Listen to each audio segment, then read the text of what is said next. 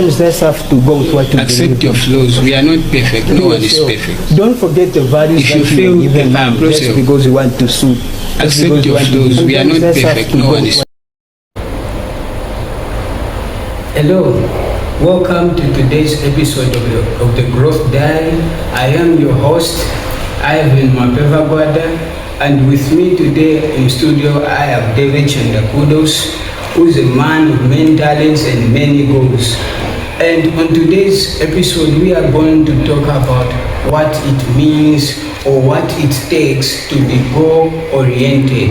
But before that, as the theme of the podcast or the discussion, we also want to know what our guests think about their childhood and how their childhood has helped them or shaped them to be the person they are today. So, Mr. Chanda, how are you? I'm very fine and I'm glad to be here. Glad to have you. We want to know what you think about your childhood and how impactful it has been for you and the person you are today and the person you want to become. My childhood has been all seasoned, and I had good experiences. I would say I was brought up in a good way, but behind the scenes, I know my guardians, my parents didn't know some certain occurrences. I would say I was a bad steward of time. I literally had no goals, and I wanted to be almost everything. And I would say collectively, my good experiences, my bad experiences have contributed to my thinking patterns because of the attitude of how I appreciate the negative experiences I've had in my childhood and the positive. I always say I don't waste mistakes. Yes. I benefit from mistakes by one, learning from it and also putting it as a starting point of redoing something in a better way. So I would say my childhood has really defined a percentage of my thinking patterns, my aggressiveness in achieving stuff, and also the ability to dodge some certain mistakes and some certain occurrences which will not appeal to my vision. That's really awesome. So, Mr. Chanda, just for the fun of it, if you was given an opportunity today to become a child again, Yes. would you agree? And if yes, what's that one thing you want to change about your childhood, and what's that one thing you want to relive again? I would say if I had a choice, I would want to be a kid forever, just for the fun of it, because growing up, growth comes with responsibilities. I would want to be that child, and because when you are a kid, reconciliation is not a problem. I think even the ability sometimes to be creative and all that kind of stuff, and there's just that freedom to be who you are. Yeah. Growth brings about a strict definition of my personality and everything about me, but when I was young, I could play young girls' games, I could do whatsoever, but just to answer your question to be precise, I wouldn't want to manage time the way I was managing it as a kid, and I would want to take, if I could go back in time, I would want to take every opportunity or every time as an opportunity to learn what I can. Yes. Well, when we look out there in Google dictionaries and everything, there are many definitions of a goal or what it takes or what it means to be goal-oriented. But you personally, being a person of many talents and many goals and a lot going on in your life, how do you define a goal? Yeah, like you said, there are a lot of definitions, but I'll put it in my own layman's language. I would say a goal is a set future achievement which one wants to achieve, or maybe to bring to manifest what somebody wants to bring forth. That's what I can say. Something that is set in the future for accomplishment. That is, that I can put it in that way. Something set in the future to be accomplished. Yeah, I think that's how I can use the layman's language. Something set for the future for an accomplishment. So, what can you call a person living their lives without a goal? I don't have a better word for the sake of viewers. Maybe I might end up. Yeah, I might say something, but I think not having a goal is having a goal to fail. Yeah. There's a saying, I don't know where I read it, where they said if you don't have a goal, you'll be an achiever at anything and everything. Even is a bit. And all that kind of stuff. If you don't set a goal, you achieve everything, because you achieve maybe just sitting idle, you accomplish maybe not doing nothing, and all that kind of stuff. So the best word for somebody who doesn't have a goal is somebody who's heading to destruction and in the bad life at the end of the day. That's really awesome. Like my takeaway is what you just said at first. If you don't have a goal, you have a goal to fail. Yeah. So I believe everyone out there, they are avoiding to have that goal to fail. So my question to you, or my next question is, I would want to find out, what does it take for someone to have a goal? A goal is a collective thing to put up, because it has a lot of prerequisites, something you need to put into consideration before you set it. And part of it is self-actualization. As it's not really self-actualization, so you need to have a self-analogy where you reflect about yourself, you analyze your capacities, your capabilities, and then you relate it to the time frame. Because most of the time our goals seem not to be realistic, because we set goals when we are inadequate to actualize the goal within the given time. Not because it can't be actualized, but because the time doesn't tally with your capacity and the factors that influences the realization of the goal. That's really awesome. Well, looking at how you've tackled that question, maybe my next question would be, how can I remain focused on my goals? Or how can someone out there remain focused on their goals? To start with, one needs to be true to themselves. A lot of us, we are not true to ourselves because we keep on lying to ourselves. We set a goal and we don't do nothing to its actualization. I say maybe in 2 years I want to buy a Mercedes-Benz, but how true I am to that goal I've said, it's what I'm doing towards its actualization. Yes. So we are liars, and one of the way one can remain focused is to be true to what they said to be achieved. How are you utilizing time towards what you want to actualize? What relationships are you cultivating? Which people are you talking to? What are you learning? Where are you focusing much of your energy? So it is a collective commitment when it comes to actualizing your goal. And a lot of us, we are not true to ourselves, therefore we are not true to the goal. And at the end of the day, we set goals that only defines our fantasies. Yeah, just like you said, to achieve goals, you have to put in some actions, because I heard someone tell me that if you have a goal and you do nothing about it, what you have is actually not a goal but just a wish. Yeah. And like a child just wishing, I can become that, I can do that, but no actions. That's really powerful. But can goals change? Because the world we are living in, a lot is happening, a lot of experiences. People have goals, and because of experiences, traumas, the good and bad times, the seasons, and all those. Can goals change? Yes, goals can change, and in most cases, what changes is not the goal, but what changes is the approach, because of the dynamics of occurrences.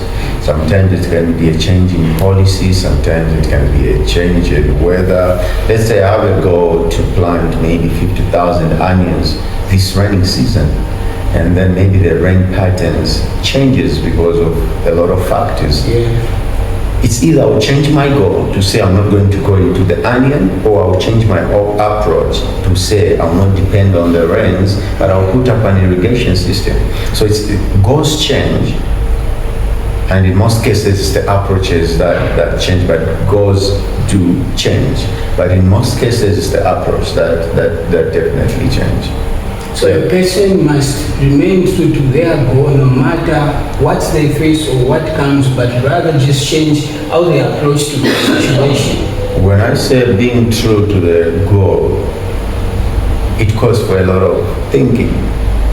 You can set a goal and you're true to yourself and you're true to the goal, but there's some certain occurrences. Maybe it's a natural disaster that comes. You need to be so true to yourself that changes the realisticness of your goal. Like I said, I want to plant maybe 20,000 onions, and then there is this natural disaster of maybe the rain pattern changes. I need to be that true to know that this goal is no longer realistic according to the time and according to this kind of an environment. So it is part of being true also to accept that this goal is not relevant anymore. So in that situation, we don't have to, I shouldn't call myself a failure when situation prevent me from achieving my goals. No, you're not a failure. You'll be a failure if you're not true to yourself by accepting that goal. So failure of acceptance? Failure of acceptance. That is the true failure, because sometimes we're not true to ourselves. You know that this is no longer realistic because of maybe politics. There's a lot of things, the factors that have come about which you didn't foresee, and that goal becomes unrealistic. And you don't want to change it in the name of just having a goal. You end up having a goal and you achieve none. You put in much effort for nothing. Yeah, so we need to be true to the goal, and we need to be true to ourselves to have that ability to accept, to say, I set in the first time when I set this goal, it was realistic. Now, because of these factors, it has changed. Am I able to change the approach to meet the same goal? If you're able to do that, and you have the capacity to change the approach, do that. But in a case that you don't have the capacity, it's better you change the goal in relation to your capacity and the time frame in which that goal is allowed to manifest or to be achieved or be realized. I see. Mr. Ching, I want to ask you a question. Is it realistic for a mere person just to come and maybe you being a businessman, I come to you say, Mr. Chandra, my goal is to start an industry, and for that industry for me to start, I need $1 billion. And with me right now, maybe I only have 100 questions. What can you do about such a goal? Is that a goal or not being real? Yeah, that is a tricky person, because I would say everybody has the freedom to dream. But people who makes dreams to reality are those who wake up. There's a saying which my father told me to say, nothing comes to a sleeper but a dream.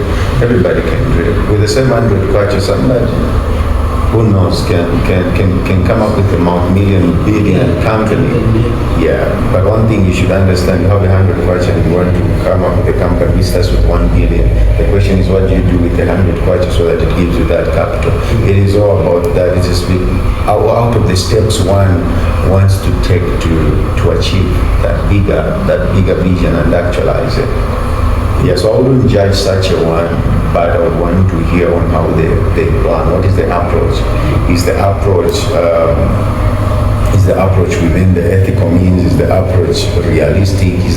Is their vision and the steps they want to take? Sometimes somebody can have a very good, reasonable goal, but they don't have a reasonable approach or a realistic approach. That's what I can say. That's really awesome. Like you said, doesn't matter how big your goal is or where you want to go, but what steps are you taking? So you grow, you take steps until you are able to run. Yeah, so like, what advice can you give to a brother or sister out there who have their goals that seems impossible to achieve? They're so impossible. It's like they can't be achieved. They push, they try, they do all those things. Nothing is changing. No one is coming in for them. Let me tell you one thing that makes a goal unachievable. It's the means you are thinking about to meet that goal. Most of the goals are achievable, but what makes the goal not be achievable are the means put in place to actualize that goal. So the advice I would give one was that big vision, and they think they can do it because of maybe their background reasons, to say maybe they don't have much money, they don't have much exposure and all that kind of stuff. What I can tell you is that if you can't fight through yourself, you can't fight through the world. Because our first discouragement comes from our head. If we're able to beat that, we're able to face any other challenges that comes outside us. But if we fail to fight through ourselves, we can't fight through the world. That's what I can say. And I want to just tell the viewers to say it is possible, as long as your goal is realistic, you have the capacity, or you are able to build your capacity, you are able to come up with good relations that are able to cultivate and empower you to even strive more to make sure that you make your goal into a realization. Yes, this has just clicked my mind. I remember someone asking me that there is something which is called unrealistic goals, where someone just accidentally find themselves into success. Is there something like unrealistic goal? Do you believe that is true? Is it lucky? Is it destiny? What is that? I will say something which is a little bit contradicting. Success is not only having what you want. Success is having what you want and the capacity to maintain and to grow it. So I can give you $1 billion or $1 billion budget, but not successful, not that you have the capacity to maintain that money, to multiply it. That's what success is. Because a lot of people bump into this money, they buy cars, they build houses, and they think they are successful. They are not, if they are not able to maintain that money, multiply it, and collectively benefit others. That's what success is. So I wouldn't say somebody can bump into success, and because that is not success, it's an opportunity. Everybody can bump in an opportunity. When we are given $1 million each, it is an opportunity. It is not success. We are not successful. We are only successful if that 1 million is able to bring us more money from it and multiply, and we're able to maintain that. Yeah, so there's nothing like lucky. This guy is lucky, he's a successful. It's just a matter of time. You understand that it was an opportunity. They never had the capacity for it. That's really powerful. Well, I want to personalize this last question directly to you. Yeah, like I said from the beginning, you've been a man of many talents and a lot to do. My question is, what do you do every time you reach your goal? If you set a goal and you achieve it, what do you do? That is a very good question, which everybody don't talk about. Because a lot of people talk about just achieving this goal, being successful. But being successful calls for another level of responsibility. I just came to understand that poverty or success is just as overwhelming as failure. To some extent, of understanding. The more it takes a lot of effort to be successful, but it also takes a lot of effort to maintain the success and to grow the success. So I would say you set a goal, you achieve it. That goal you achieve it is part of your capacity for another goal that is above that goal. So every goal you achieve, it acts as a platform to set another goal so that growth can be perpetuated in your life.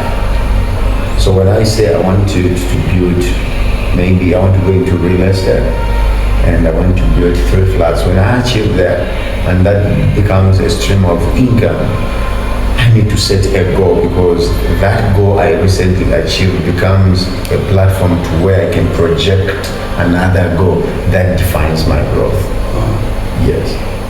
Well, that's what we had for you today. We was talking about what it takes to be goal-oriented. I hope you've learned something. Personally, I've learned so much about setting goals and working towards your goals, and to continue working towards yourself. Like he said, it's not just about the goals, but yourself. how do you see yourself and what actions are you taking towards that which you believe? But Mr. Shanda, before I let you go or before we leave, I would want you to just conclude on everything we've talked about and just talk to the viewers and also me that what does it mean when they say this person is goal-oriented? All right. To be goal-oriented is that the goal defines what you are. Have a goal which defines how I use my time, which people I can spend time with, which places I can go to and which places I cannot go to, what offends me and what does not offend me, has a lot of bearing on the goals I've set. There's some certain places I'm invited to where I can't go because of the goals I've set, because it will make me deviate from the goals I've set. So to be goal-oriented is to be that person who is specific in what they want to be, what they want to do, and who they are on an overall perception. Because sometimes how true we are, the trueness to your goal is the backbone of your behavior, it's the backbone of your engagement, it's the backbone of your focus and your attitude. There are certain things that have a bad attitude to and a bad perception because it doesn't contribute to what I want to achieve at the end of the day. It doesn't mean that I'm all busy, I can't have time to watch TV, I can't have time to do what.